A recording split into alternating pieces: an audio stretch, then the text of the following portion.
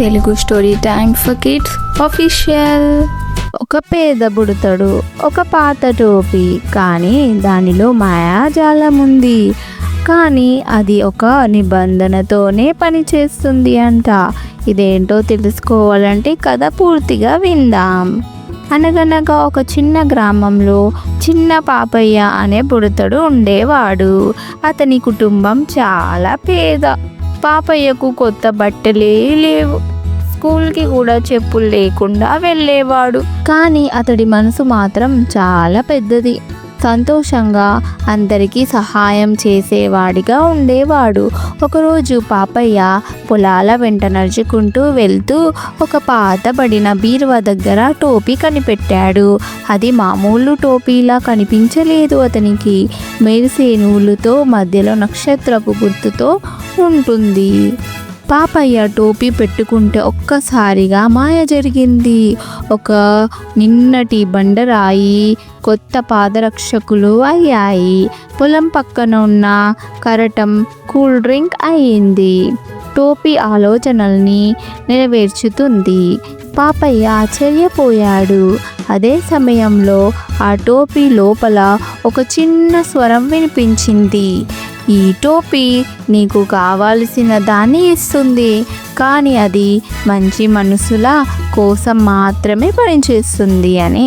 అప్పటి నుంచి పాపయ్య తన టోపీతో ప్రజలకు సహాయం చేయడం మొదలుపెట్టాడు. ఒక నానమ్మకి పాలు తెప్పించడానికి టోపీని వాడాడు. ఒక గాయపడిన కుక్కకి మందుల కోసం టోపీని ఉపయోగించాడు. పాఠశాల లైబ్రరీకి పుస్తకాలు తెప్పించడానికి వాడాడు. ప్రతిసారి టోపీ మెరిసి అవసరమైనది చూపించేది. పాపయ్య సంతోషంగా ఉండేవాడు, తన వల్ల ఇతరులు నవ్వుతుంటే. ఒకరోజు పాపయ్యకు చిన్న తప్తి వచ్చింది. నాకు ఒక పెద్ద టీవీ కావాలి, నేను డిజర్వ్ చేస్తున్నాను కదా అని అనుకున్నాడు. టోపీ పెట్టాడు, అది మెరవలేదు. మళ్ళీ ప్రయత్నించాడు, స్వరం వచ్చింది. ఇది స్వార్థానికి కాదు, సేవకే. అప్పటికి పాపయ్యకి స్పష్టమైంది, ఈ టోపీ ఒక సాధనమే, కానీ దాన్ని ఎలా వాడాలో నేర్చుకోవాలి అని.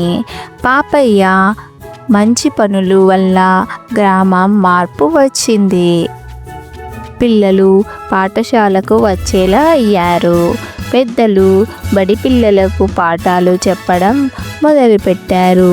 స్వచ్ఛత, స్నేహం, సహాయం అన్నీ నిత్యం కనిపించేవి. ఒకరోజు టోపీ కనిపించలేదు, అది మాయమైపోయింది. కానీ పాపయ్య నవ్వుతూ అన్నాడు, ఇప్పుడు నాకు టోపీ అవసరం లేదు, మాయాజాలం నా మనస్సులోనే ఉంది అని అంటాడు. మోరల్ ఆఫ్ ద స్టోరీ, అదృష్టం మన చేతిలోనే ఉంటుంది. మన మంచితనంతోనే మాయలు జరుగుతాయి. వావ్, ఈ స్టోరీ ఎంత బాగుందో కదా పిల్లలు.